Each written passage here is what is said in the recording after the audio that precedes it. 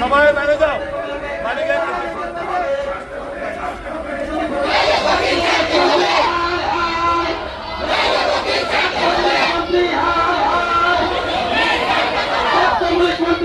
সরকারি আবাসনে আক্রমণ করল সেই মুদি ভক্তি তাদের যে জনবিরোধী চলে যায়, তারপরেও মোদিজির প্রিয় বলে তাকে বিধায়ক করেছে।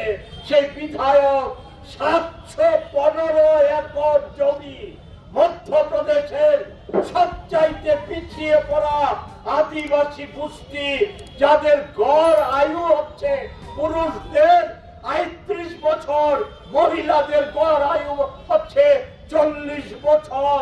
ওই তাদের উপর একটি ছোট্ট উদাহরণ দেয়।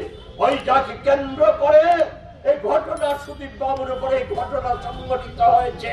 সেই সময়ে যে মুখ্যমন্ত্রী ছিল ওই শিবরাজ সিং চৌহান, কেন্দ্রের বর্তমান কৃষি মন্ত্রী।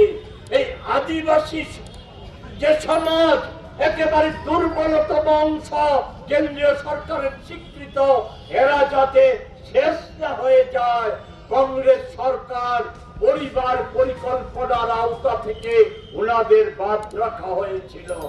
আর ওই বিজেপি কেমন আদিবাসী প্রেমী শিবরাজ সিং চৌহানের সরকার, তাদের সেই অংশের মহিলাদের জোর করে ওনার মুখ্যমন্ত্রীত্বের কালে নির্জীবীকরণ করা হয়েছে। আর এই সময়ে ওই তাদের বিধায়ক আদিবাসীদের 715 একর জমি তাদের থেকে জবরদখল করে নিয়ে গেছে খনি করার নাম করে।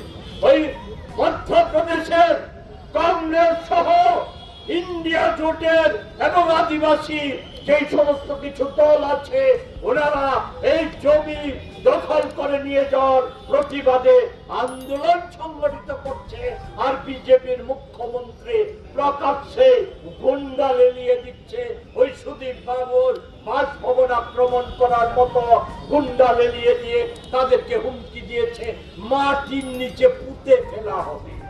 এই হচ্ছে আদিবাসী দরদের নমুনা। আমি বেশি দূর যেতে চাই না। আসামের কোকরাঝাড়ে আর তার পাশের জেলায় 12,500 বিঘা জমি আদানির হাতে তুলে দিতে চাইছে হিমন্ত বিশ্ব শর্মা।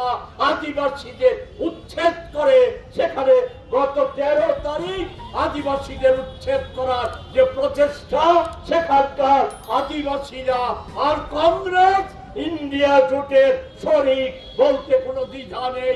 ওই সিপিআইএম দল সেখানকার, তারা মিলিতভাবে আদিবাসীদের নিয়ে প্রতিরোধ করে এখন পর্যন্ত হিমন্ত বিশ্ব শর্মার পুলিশকে ঠেকিয়ে রেখেছে আদিবাসীদের উচ্ছেদের হাত থেকে রক্ষা করতে।